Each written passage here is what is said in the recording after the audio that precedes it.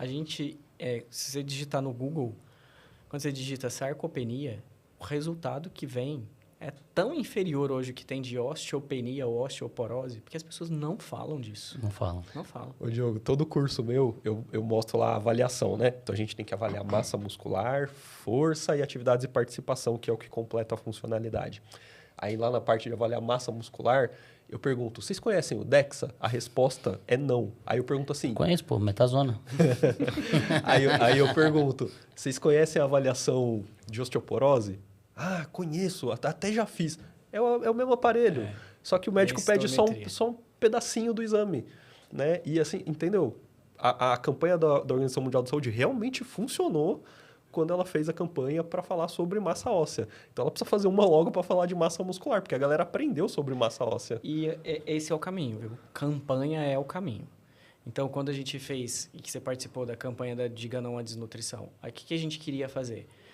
Foi um modelo de advocacy, que é onde a gente falava linguagem de tanto do especialista que cuidava da terapia nutricional, quanto da gestor ou do governo ou do paciente. Então, a gente entendeu as várias linguagens para fazer a campanha. Da onde que veio...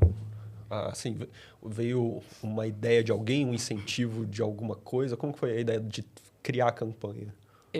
Quando eu fui eleito presidente da sociedade, eu entendi que eu precisava deixar um legado. E que eu poderia fazer de melhor para a sociedade depois que isso pudesse ser perpetuado.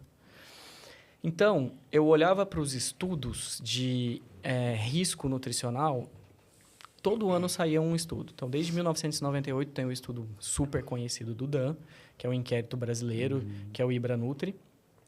Ele mostrava que já 48% dos pacientes internavam desnutridos no hospital, independente do nível socioeconômico. Então, 50% dos pacientes eram desnutridos à internação. Em 2016, a Isabel publicou um estudo mostrando que algumas regiões do Brasil alcançava 60%. É muito alto, cara. Tá, isso era só um termômetro. O que a gente estava fazendo com isso, como sociedade? Porque décadas sabendo disso e sem mudar, não estávamos fazendo nada. E né? aí eu tive uma ideia de criar essa campanha com o método mnemônico, com a palavra desnutrição, só que desde o D significando início de quando você tem um primeiro contato com o paciente, então determine o risco nutricional, então cada palavra tem uma intervenção, até a letra O, que é oriente a alta, e independente se é só alta do hospital ou se é alta da UTI, para o continuum quer acontecer. E dentro dessas letras, lá naquela época, era tente implementar... Tente avaliar a massa e a força muscular. Hoje eu já não queria mudar essa letra. Não é tente, é implemente isso. Né? Ela tem que estar... É que por causa Mas, tem que avaliar. Mas é porque a gente estava num lugar de tanto... Será assim que o hospital lá do interior, ele não tem nenhuma ferramenta, ele vai ficar meio... Aí a gente coloca o tente avaliar. A gente coloca circunferência de panturrilha, põe hand grip, tem várias coisas, bioimpedância, enfim. Mas a ideia era sistematizar um modelo que ficasse na cabeça de todo mundo. E aí, por isso que eu falei, assim, campanha dá certo, por quê? O que aconteceu? Falei, bom, como que isso vai chegar nos pacientes, para eles mesmos? Porque a terapia nutricional, ela é obrigatório ter uma equipe multidisciplinar de terapia nutricional dentro de um hospital. Se não tiver essa equipe, o hospital pode ser multado.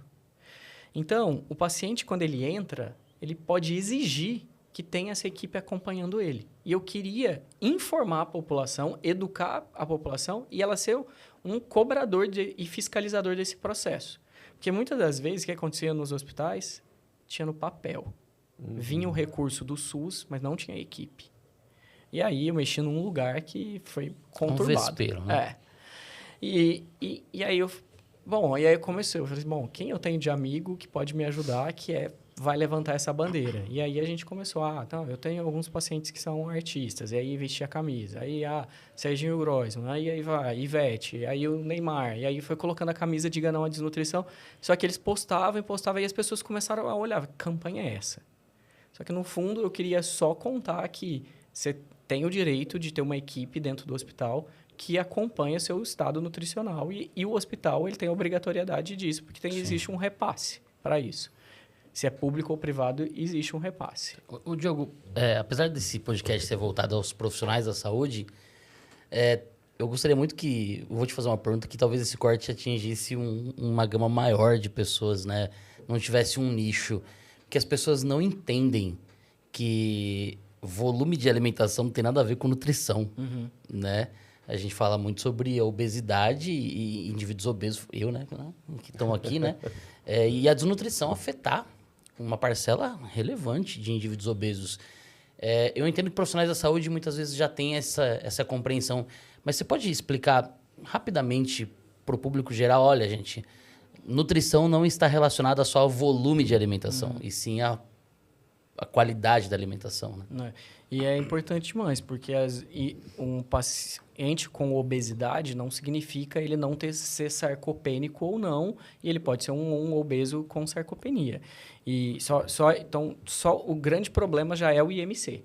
Então, o IMC hoje ele tem que ser banido, porque ele não consegue traduzir a massa muscular de um paciente. É isso, cara. Eu não gosto de IMC também. Mas é por outro motivo. O meu IMC, o meu IMC é de obesidade já. Mas porque você tem mais massa muscular. Espero que seja. Gosto de acreditar que sim, mas ele já é. Mas quem olha não fala. Mas e Fui aí... usar a calculadora IMC, a calculadora escreveu assim, quantas pessoas tem aí, pô? Mas aí voltando para o seu questionamento. E dar um volume, até para um paciente desnutrido, uma quantidade exagerada, ele pode entrar num negócio que chama síndrome de realimentação. E ser muito pior o processo dele de recuperação do estado nutricional. Então, existem fases que eu tenho que respeitar, quantidades que eu tenho que respeitar e qualidade, então, dessa intervenção. Porque, muitas das vezes, você pode dar um lipídio endovenoso que é muito inflamatório, isso piora o processo. Você dá uma quantidade de caseína por via oral que ela coagula e o paciente não tem uma digestibilidade. Então, é muito diferente isso mesmo, porque a quantidade da qualidade é a estratégia. Então, isso é bem distinto e a gente precisava chamar a atenção do profissional. Eu fiquei um pouco preocupado com essa campanha porque eu não tinha intenção de ensinar a nutricionista que estava dentro do hospital como ela ia fazer esse tipo de intervenção. Mas eu tinha uma obrigação de sistematizar o processo e facilitar para a vida dela e também do profissional nutricionista e de como um médico também poderia conduzir isso de uma maneira sistematizada. E aí isso chegou no Ministério da Saúde. Aí a gente agenda, tenta falar com a Secretaria de Saúde, tenta falar com o ministro, e aí virou um programa do PROAD-SUS. Então, legal. Todos os hospitais que são treinados do hospital, capacitados pelo PROAD, eles precisam ter a campanha da Diga Não à Desnutrição como uma ferramenta de combater a desnutrição dentro do hospital. Então, a gente conseguiu alcançar vários players aí. Por isso que eu te falei, campanha é algo que dá certo. Porque esse modelo de advocacy, ele espalha. A nutricionista, por sua vez, legal, porque sistematizou, eu consigo raciocinar de uma maneira mais pragmática de como eu vou conduzir esse processo. E, ao mesmo tempo, a gente deixava isso de uma maneira inclusiva, não é democrática, inclusiva. Porque o hospital que não tivesse recurso, a gente colocava uma letra que dava a possibilidade dele fazer a intervenção independente do recurso. Isso é importante, né? Porque no tamanho do país que a gente tem com essas diferenças regionais, não tem como uma solução pegar todo mundo, né? Não vai ter jeito. Mas, a gente discutiu vários pontos, mas a gente volta para o ponto que é o músculo. E a gente não tem isso falado, sarcopenia, a gente não tem muito difundido isso, as pessoas não entendem ainda, o risco não é só de queda, é uma estatística importante. Um paciente que perde 10% da massa muscular, ele tem 10% a mais de adquirir uma infecção. Se ele perde 20% da massa muscular, ele já tem alteração de cicatrização. Se ele perde 30%, ele não sente e levanta. Porque o nosso organismo, a gente tem 40% de músculo aí, nesse processo. Então, a mortalidade ela vai aumentando por causa de infecções. Então, existe uma estreita relação entre perder músculo com imunidade. E é uma pergunta simples.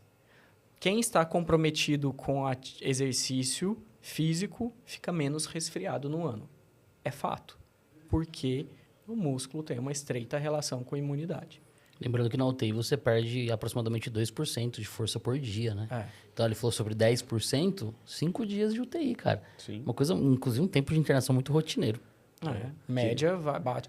A média, tipo, se fosse 7 dias, ele já perdeu 14% ali. E esse estudo aí, quando chega lá em 40%, 50% de massa, é 100% de mortalidade. Por pneumonia. Por pneumonia. Por pneumonia. É bizarro, cara. Cara, isso é assustador. Não é? Isso é assustador. Então, e se a gente não... De novo, a gente já entendeu que a massa magra ela é um prognóstico. Isoladamente, dentro da baixa muscularidade, né? E o que a gente está fazendo?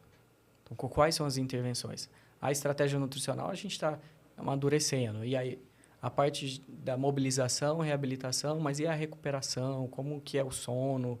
Precisa de ter discussões maiores sobre isso. E isso é tão grave que o CID de sarcopenia, ele não tem 5 anos. Ele é super recente. M62.84. Ele não tem 5 anos. Um CID. De uma doença que acomete pacientes hospitalizados... Há décadas. É. Que a literatura cita desde 84, mas... Né?